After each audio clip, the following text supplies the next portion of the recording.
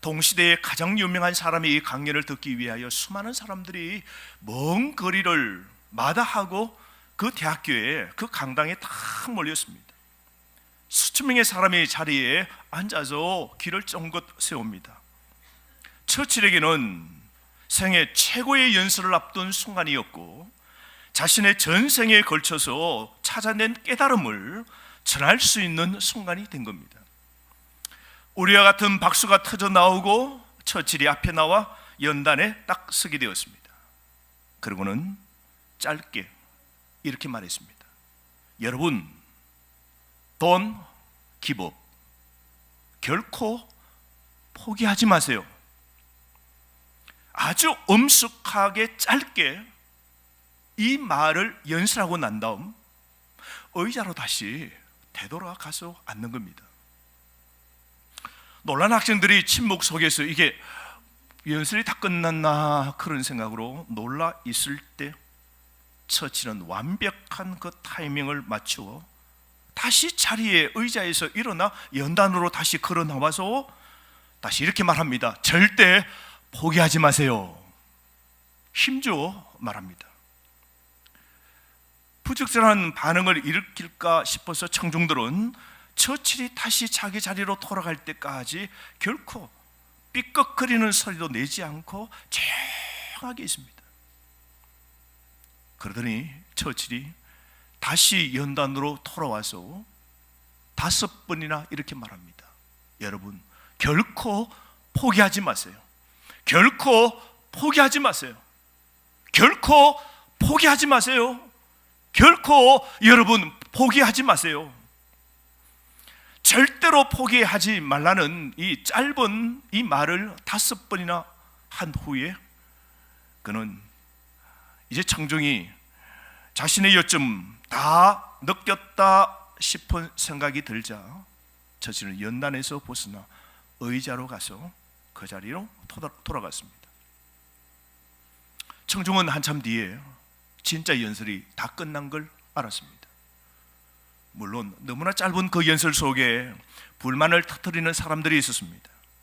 그의 연설을 듣기 위해서 먼 길을 마다하고 여기까지 왔는데 고작 이 몇 마디 들으려고 내가 왔나라는 생각을 한 사람들이겠죠.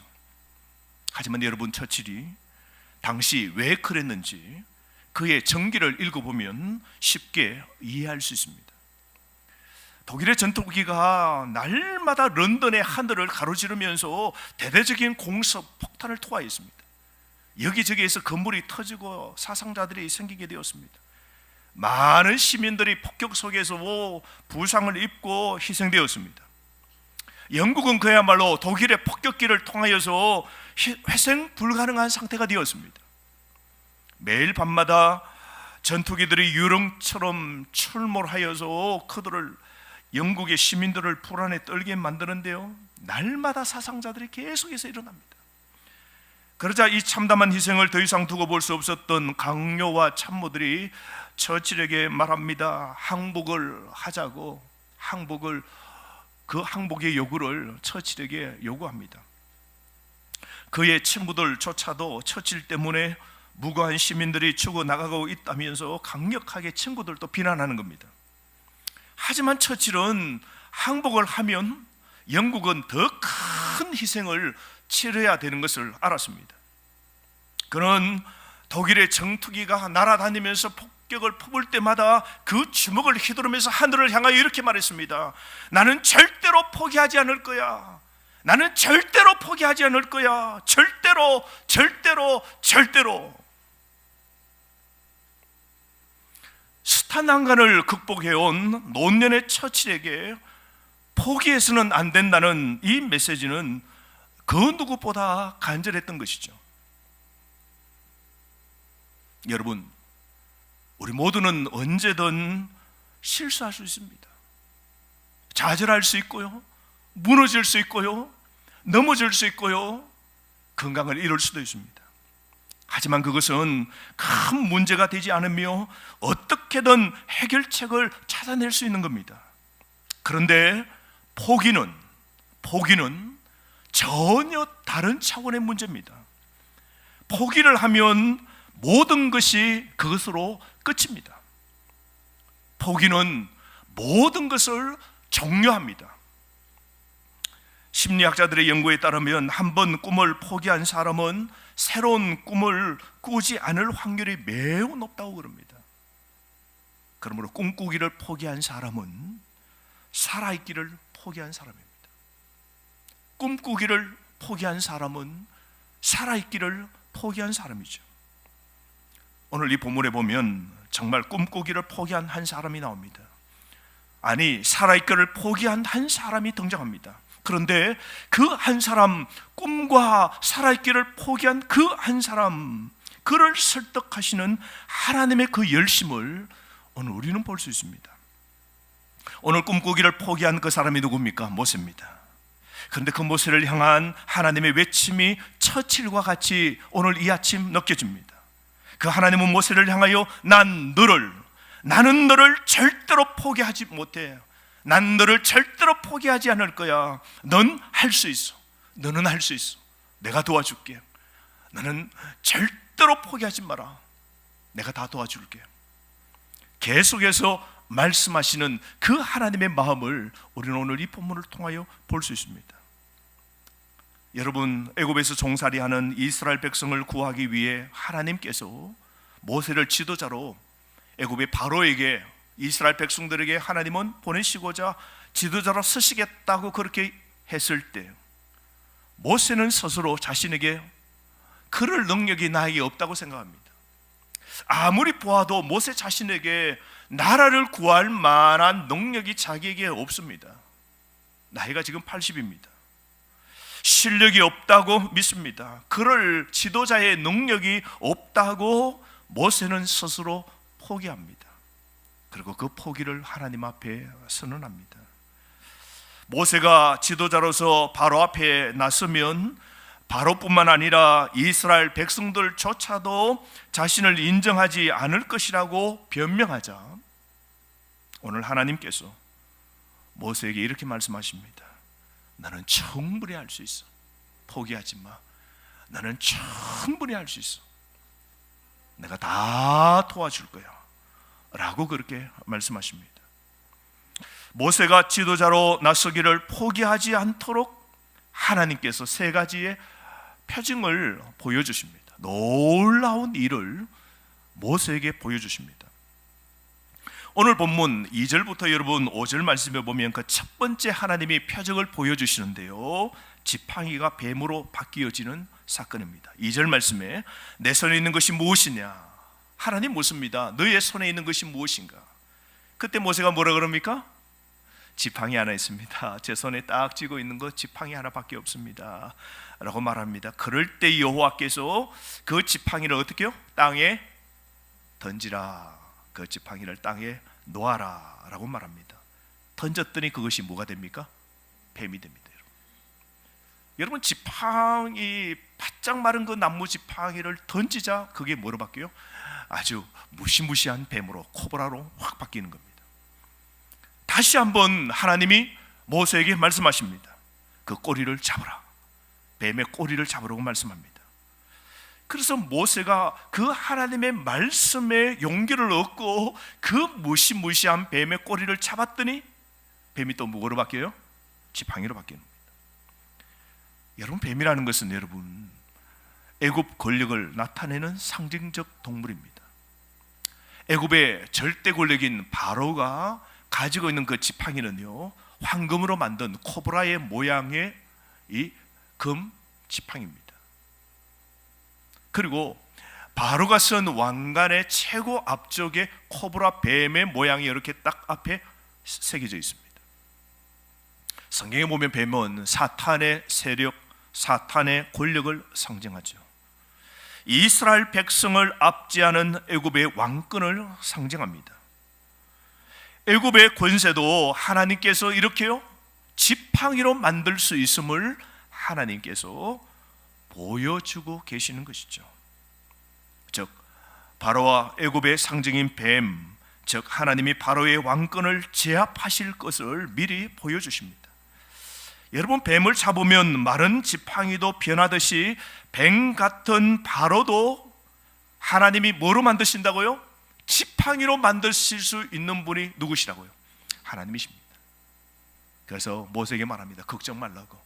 무시무시한 뱀 같은 애굽의 바로일지라도 내가 그 뱀을 지팡이로 바꾸어 놓을 수 있다고, 하나님께서 그렇게 만드시겠다고 암시하는 겁니다.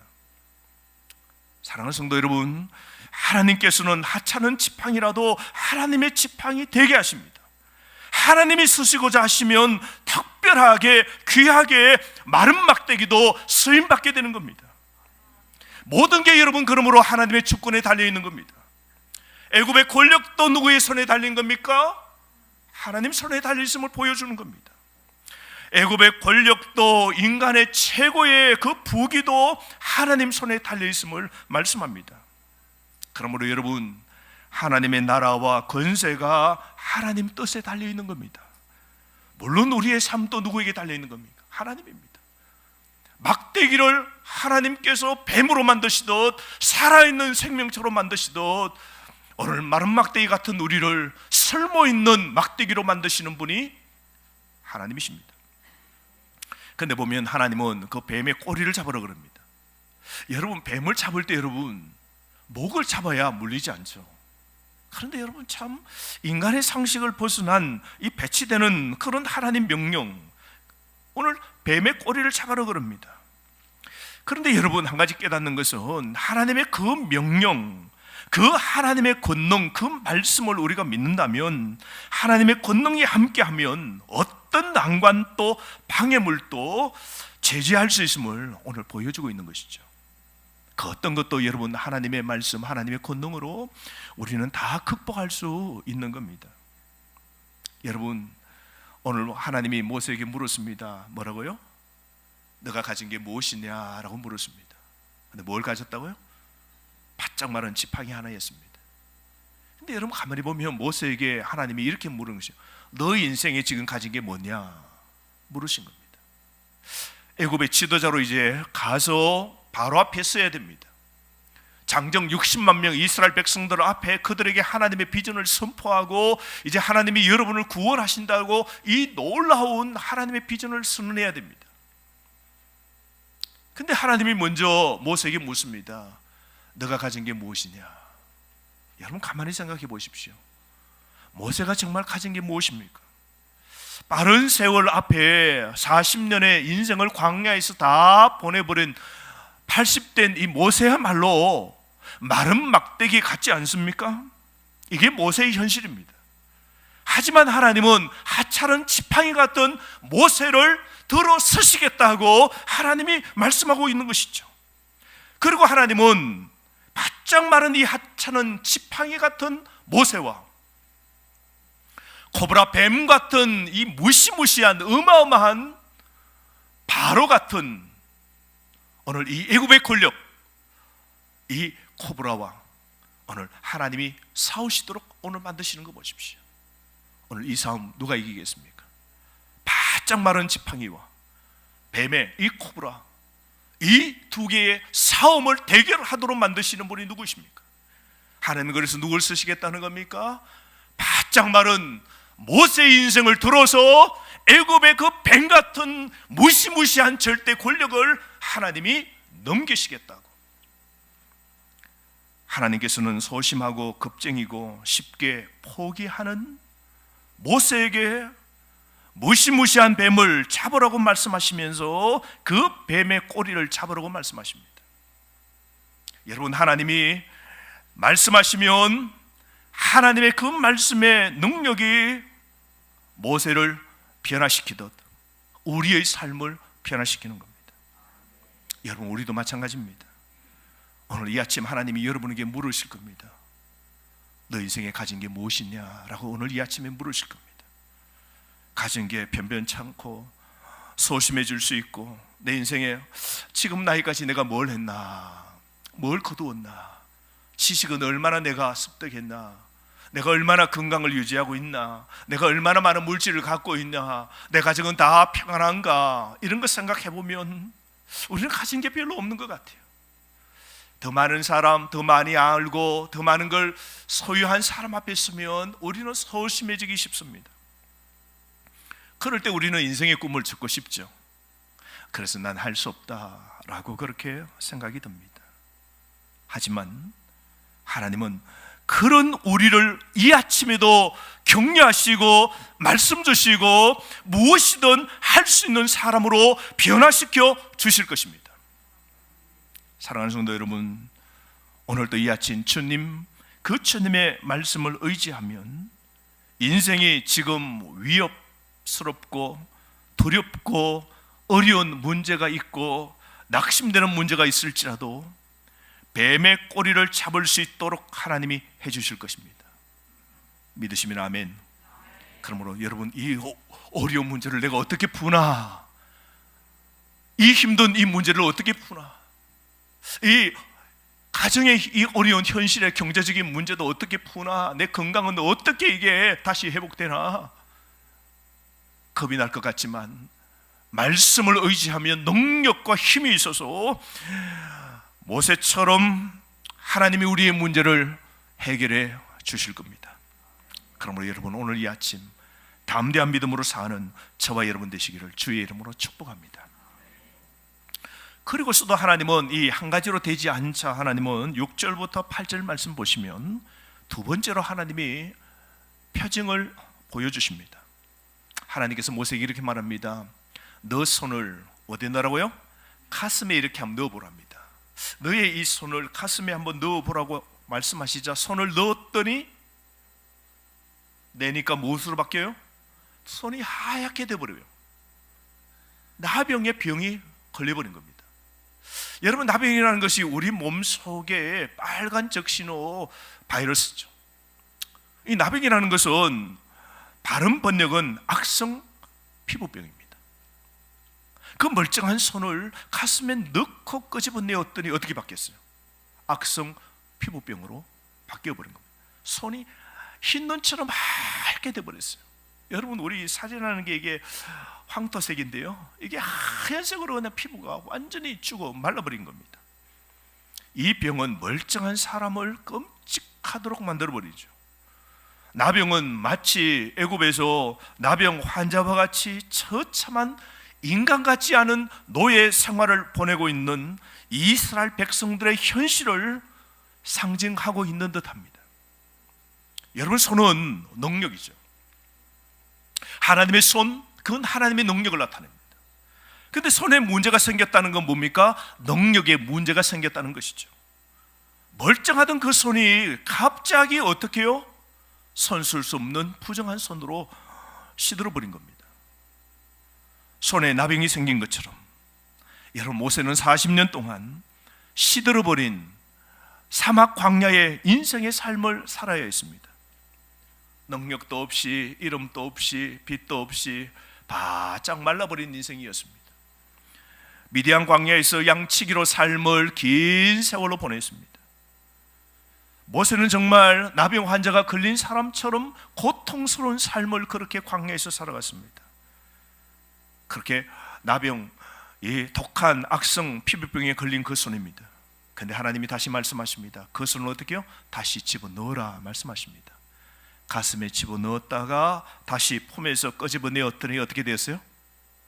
깨끗하게 원래 상태로 바뀌어지게 된 겁니다. 본래의 살로 되돌아오게 된 겁니다.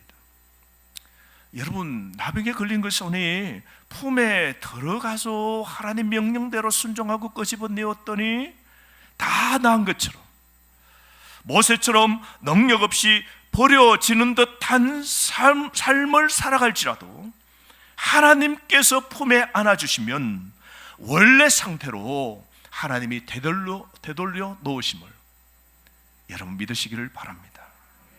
병이 깨끗하게 나았다는 것은 회복을 주관하시는 하나님의 능력이 임했다는 것이죠. 사랑하는 성도 여러분, 현재 저와 여러분, 우리의 삶에 여러분 각자의 나병이 있습니까? 오늘 여러분에게는 어떤 나병이 있습니까? 영역의 나병 같은 질병이 여러분 있으시죠? 여러분 어떤 문제 때문에 여러분의 그 마음이, 여러분의 그 육체 건강이 말라버린 그 질병, 그 사건, 그 문제들이 여러분 무엇입니까? 이런 상황 속에서도 나의 질병, 나의 건강, 이 모든 것을 주관하시는 분이 누구이심을 믿어야 됩니까? 하나님이십니다. 그러므로 그 하나님을 오늘 또 믿고 하나님만이 치유하심을 믿고 그 하나님께 낫게 해달라고 여러분 기도하시기를 바랍니다. 치유는 하나님의 능력에 달려 있습니다. 우리를 원래의 상태로, 이 절망에서 회복의 상태로, 오늘 이 병의 상태에서 온전한 건강의 상태로, 오늘 문제의 가정을 회복의 가정으로 만들어 놓으실 분, 치유의 하나님이십니다. 예전 같은 능력을 다시 주시는 분도 능력의 하나님이십니다. 여러분, 이 하나님을 이 새해에 잊지 마시기를 바랍니다. 그러므로 모든 문제의 해결책은 나에게 있는 것이 아니라 누구에게 있다고요?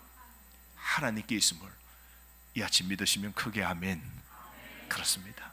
오늘 저와 여러분, 문둥병 같은 우리의 문제 해결책은 나에게 있는 것이 아니라 하나님께 있는 겁니다. 그 하나님께 있음을 믿고 여러분 의지하고 기도하고 여러분 살아가시기를 바랍니다. 오늘 여러분 생각해 보십시오. 불치와 악성 같은 우리의 병과 본래 죄성, 죄악으로 실패된 우리의 이 실체를 온전하게 깨끗하게 회복해 주실 그 하나님, 치유의 이 하나님을 오늘 또 주목하셔야 됩니다. 그러므로 여러분, 지금 어떤 질병 때문에 여러분 고생하고 계십니까? 오늘 여러분의 질병은 무엇입니까? 여러분의 인생 예전처럼 다시 되돌아갔으면 좋겠다 싶은 여러분의 그 꿈, 바람이 무엇입니까? 오늘 무엇 때문에 낙심하십니까? 낙심의 여러분 질병이 무엇입니까? 무엇 때문에 여러분 절망하십니까? 근래 무엇 때문에 여러분 우울하십니까? 절대 여러분 희망을 포기하지 마십시오. 나병 같은 내 삶의 숱한 고질병 때문에 인생을 포기하지 않는 여러분 되시기를 바랍니다. 왜냐하면 하나님은 내 질병도 합력하여 선을 이루어 놓으실 분이시기 때문입니다. 이 하나님을 믿고 새해에 힘차게 살아가시는 여러분 되시기를 주의 이름으로 축복합니다. 하나님은 이 두 가지의 이 놀라운 사건을 보여주시고도 우리 하나님은 3세판의 하나님이십니다.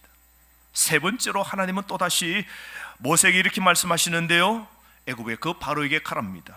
가서 두 가지 표적을 보여주어도 나의 백성 이스라엘 백성을 해방시켜 주지 않는다면 마지막 이 방법을 보여주라고 말씀하십니다. 그게 세 번째 표적인데요, 9절 말씀에 나일 강물을 조금 떠다가 땅에 부어라. 너가 떠온 나일 강물이 땅에서 뭐처럼 된다고요? 피같이 된다고요. 여러분, 나일강 이집트 가보셨습니까? 한강보다 더해요. 그림에 나오죠. 이 한강보다 더한 이런 강물은 여러분 하늘의 빛이 비추어져서 파란색입니다. 그죠? 물은 원래 이게 무채색이죠. 그런데 그 파란 시원한 생명의 젖줄인 이 이집트, 모든 사람들의 어쩌면 삶의 원천이죠. 그 나일강이 무엇으로 바뀌어요? 피로 바뀐답니다. 먹지 못하도록 하나님이 핏빛으로 바꾸어 놓으시겠다는 겁니다. 여러분, 나일강이 물이 피로 바뀌면 어떻게 되겠습니까? 여러분, 피가 여러분 얼마나 그 악취가 납니까? 여러분, 우리의 생명, 우리 삶의 필수는 먹는 것, 물, 어쩌면 음식, 일용할 양식, 여러분 아닙니까? 모든 것. 오늘 또 삶의 양식을 공급하시는 분이 누구십니까? 우리에게 날마다 일용할 양식 누가 주시는 겁니까? 하나님이십니다. 하나님이 우리 삶의 일용할 양식, 어쩌면 나일 강물과 같은 이 원천, 먹고 살아갈 수 있는 매일 먹어야 될 물, 우리 삶에 필요한 것을 채워주시는 분이 누구십니까? 하나님이십니다. 그 물도 피로 만드시고 피도 하나님이 물로 만드시는 분이 누구세요? 하나님이십니다. 여러분, 우리에게 일용할 양식을 주시는 분은 하나님이십니다. 우리의 먹는 것까지도 책임지시는 분이 누구세요? 하나님이십니다. 우리를 늘 가슴에 품어주시고 우리에게 그야말로 어머니가 그 아이에게 젖을 먹이듯 우리의 필요한 일용할 양식을 가슴에 품고 우리를 보호하시고 우리에게 넉넉하게 채워주시는 분이 하나님이십니다. 여러분, 이 하나님을 이 새해에 우리가 기억해야 되지 않을까요? 끝까지 우리를 품어주십니다. 끝까지 우리를 지켜 보호해 주시는 분이 우리 하나님이십니다. 미국의 1987년도 8월 16일 주일이었습니다. 그 주일 아침에 비행기가 이륙을 하게 되었습니다. 노스웨스트 항공이었습니다. 저 비행기가 이륙을 하는 순간 조종사가 실수를 하게 됩니다. 뜰 때 그 기체에 뜰 수 있는 양력을 받을 수 있도록 그 스위치를 조작을 해야 되는데 그 스위치를 놓쳐버렸어요. 근데 비행기가 뜨려고 하다가 양력을 받지 못하고 비행기가 주저앉아 버립니다. 그래서 활주로에서 벗어나서 좀 뜨자 말자 그 가까이 주변에 있는 고속도로에 그냥 추락을 하게 됩니다. 그래서 날개가 고속도로 주변에 있는 전봇대에 부딪혀서 그 비행기가 그냥 아주 깨어지고 부서지고 화재 불이 나기 시작합니다. 떴다가 바닥으로 깔아앉는 순간 그야말로 타고 있는 수많은 사람들이 죽게 되었습니다. 선장뿐만 아닙니다. 그 기장과 타고 있는 154명이 다 사망했습니다. 근데 놀랍게 4살 된 여자아이가 유일하게 살아나게 됩니다. 놀랍죠? 154명이 다 죽고 딱 한 명이 살게 되었는데요, 4살 된 아이였습니다. 비행기가 이륙하는 순간 땅으로 곤두박질 치자 그 어머니가 4살 된 그 아이를 가슴으로 꼭 안고 그 좁은 의자와 의자 사이에 그 아이를 안고 팔과 몸으로 그 세실리아 그 여아이를 가슴으로 감싸 안고 절대로 놓치지 않게도 꼭 붙잡았던가 봅니다. 어머니의 그 품으로 그 아이의 생명을 지켜주기 위해서 꼭 붙잡았던 그 어머니의 사랑이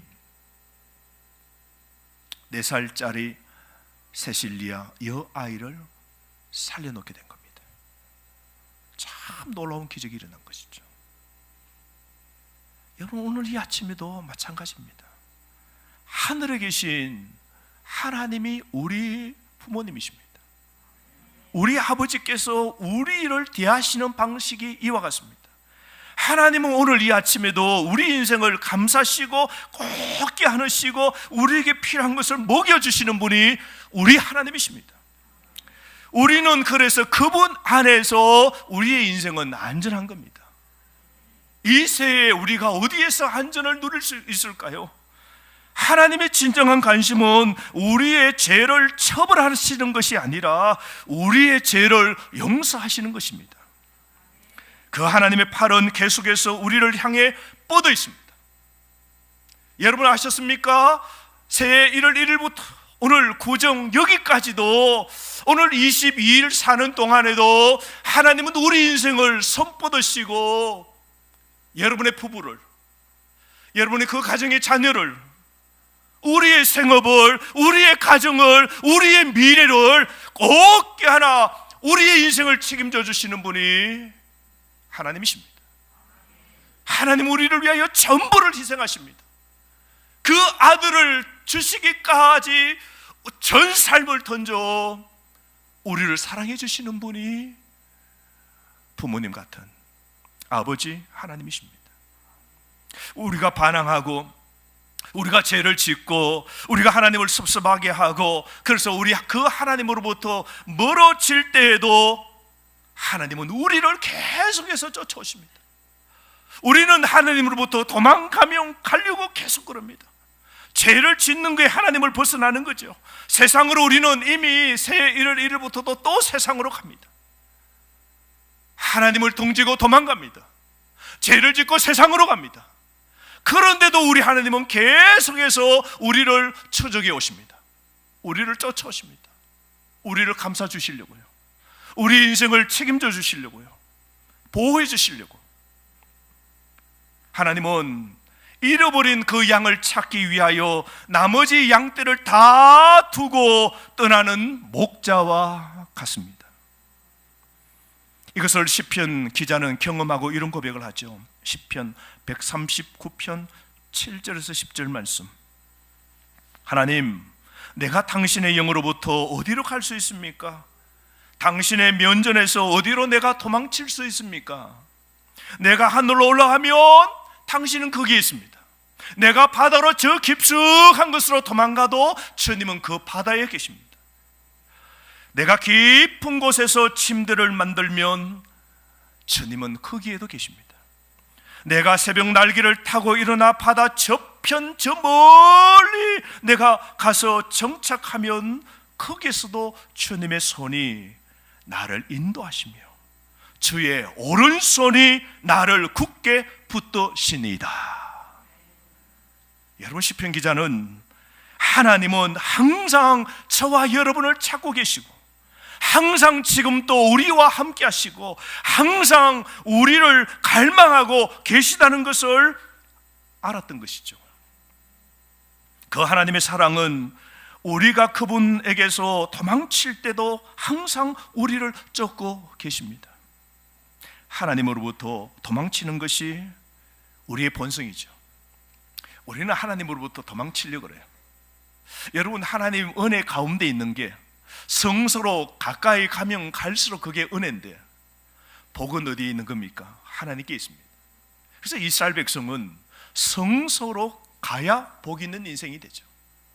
절망과 질병과 죄의 문제를 해결할 수 없고 인생의 숱한 문제, 세상의 이 뱀과 청갈에 오늘 쏘여서 물려서 세상에 독이 퍼져서 우리 인생의 기쁨은 다 사라지고 고통이 오고 근심이 한가득이고 절망되고 한숨이 푹푹 꺼지고 그래서 땅이 꺼지는 그런 고통이 우리 속에 밀려오는 그런 순간이 있습니다.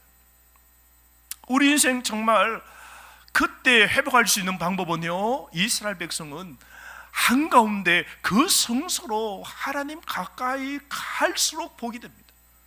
회복이 되어집니다. 제사함을 받게 됩니다. 치유가 일어납니다. 하나님이 먹을 걸 공급하시는 것이죠. 그런데 우리의 본성은 어떻게요? 하나님으로부터 멀어지는 겁니다. 하나님으로부터 우리는 벗어나려고 합니다.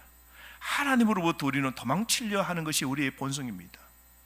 하지만 우리가 어디를 가든지 우리를 끝까지 쫓아오는 것이 하나님의 본성이십니다.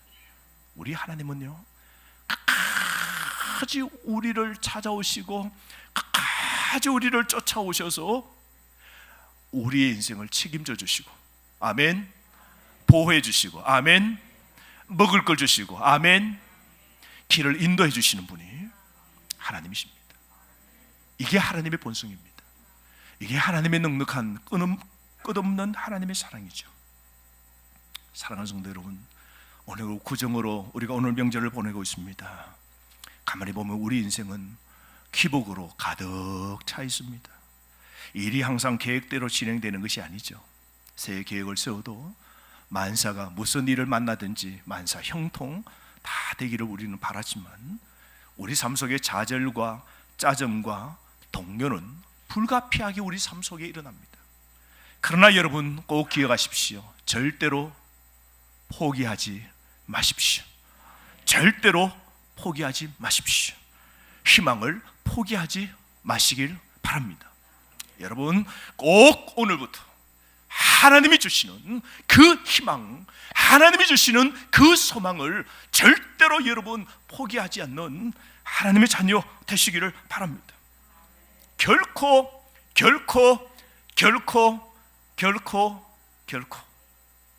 희망과 꿈을 포기하지 마십시오. 문제가 여러분 크든 작든 간에 결코 포기하지 않는 하나님의 백성 되시기를 바랍니다. 그래서 일이 때때로 잘못될 때에도 여러분이 밟고 있는 길이 모두 오르막처럼 인생이 허걱거리면서 내 인생은 내리막이 없이 오르막인 것처럼 보일 때에도, 지금 부족하고 때로는 부채가 있을 때에도 포기하지 마십시오. 문제가 해결되지 않고 경기가 어려움이 있을 때에도 포기하지 마십시오. 걱정이 여러분을 조금 압박하고 있을 때에도 필요하다면 여러분 좀 쉴 수 있지만 여러분의 인생을 하나님 앞에서 포기하지 마십시오. 우리의 결승선을 향해 계속 우리는 나아가야 됩니다. 왜냐하면 우리 안에 계신 하나님이 세상에 내가 지금 겪고 있는 어떤 문제보다 크신 하나님이시기 때문입니다. 우리 하나님은 더 크시고 위대하신 분이시기 때문입니다. 오늘 이 아침에도 저와 여러분을 향한 이 하나님의 사랑은 끝이 없기 때문입니다. 우리를 향해 결코 포기하지 않으시는 하나님은 크고 위대하십니다. 그러므로 오늘부터 여러분 다시 힘을 냅시다. 결코 인생을 포기하지 맙시다. 왜요? 하나님이 함께 하십니다. 인생을 결코 포기하지 않는 믿음의 사람, 내 인생을 책임져 주시고 보호해 주시고 오늘 생사화복을 주관하시는 그 하나님 때문에 오늘 내 인생을 포기하지 않는, 오늘 희망과 소망을 걸면서 믿음으로 표대를 향하여 달려가는 믿음의 사람, 신앙의 경주자 되는 여러분 되시기를 주의 이름으로 축복합니다. 아멘. 주신 말씀 가지고 다 함께 이 시간 기도하기를 원합니다. 하나님 붙잡아 주옵소서. 결코 포기하지 않는 인생 되게 하옵소서. 하나님 사랑이 끝이 없습니다. 하나님의 사랑은 크고 위대합니다. 하나님 다시 힘을 주옵소서. 하나님 때문에 소망을 걸고 다시 나아가기를 원합니다. 하나님 붙잡아 주셔서 인생 좌절하지 않고 오늘 희망을 가지고 삶을 살아가기를 원합니다. 새해 하나님 힘주시고 소망을 이룰 수 있도록 하옵소서. 이 시간 주신 말씀 가지고 기도합니다. 아버지 하나님 붙잡아 주옵소서. 성령의 많은 은혜를 주님께서 나눠주소서. 세워주시고 주시고 이로부터 무엇이든 하나님의 그 은혜를 부어주옵소서. 성령 충만한 주의 은혜를 주시옵소서. 세미하시고 하나님 뜻 가운데 오늘 희망과 공감할 수 있도록 하여 주시옵소서. 오늘 우리에게 먹을 물을 주시고 삶의 양식을 공급하여 주옵소서. 하나님 우리 삶 속에 나병 같은 질병들이 있습니다. 근심 걱정의 질병이 있습니다. 오늘 육체의 질병을 안고 있습니다. 주여 고쳐 주옵소서. 치료하여 주시옵소서. 오늘 우리가 맞닥뜨리고 있는 뱀 같은 오늘 무시무시한 어려운 삶을 가져가십니다. 정말 말씀하시오. 하나님 말씀하시오. 하나님 오늘 우리 삶의 무시무시한 사건도 문제도 지팡이로 만들어 놓으시오. 하나님 계십니다. 하나님 계십니다. 하나님과 하나님 주님 붙잡아 주셔서 여러분의 능력이 되시오. 아버지 하나님께서 붙잡아 주시고 성령의 능력으로 성령의 충만한 은혜로 살아가십니다. 하나님께서 붙잡아 주시옵소서. 이 새해 은혜를 주시고 무한한 능력으로 성령의 충만한 은혜로 주셔서 말씀의 자유를 벗어날 수 있도록 주님께서 붙잡아 주시옵소서. 자비로우신 하나님, 새해가 시작되어 걸어가고 있습니다. 여전히 우리 삶 속에 뱀 같은 무시무시한 삶과 문제 앞에 맞닥뜨릴 때에도 하나님 말씀대로 그 문제를 짚을 수 있는 능력 주시고 뱀을 지팡이로 만들어 놓으시는 하나님의 능력이 나타나게 하옵소서. 말씀에 순종할 때 하나님 우리 삶을 바꾸어 놓으시는 하나님의 역사가 있게 해주셔서 오늘 질병도 하나님이 고쳐주셔서 회복되어지는 은혜를 경험케 하옵소서. 오늘 나의 강물을 하나님 먹을 수 있도록 우리의 먹거리도 책임져 주시는 주님, 이 한 해도 붙잡아 주셔서 은혜로 채워지는 우리의 인생이 되어지게 해주셔서 하나님으로 인하여 복 있는 우리의 삶이 되게 하옵소서. 오늘도 우리를 가슴에 품고 어머니처럼 우리의 인생을 보여주시는 하나님의 은혜로 오늘 살아감을 잊지 않게 하시고 하나님 소망하며 오늘 이 새해 아름답게 보내게 하옵소서. 예수님의 이름으로 기도하옵나이다. 아멘.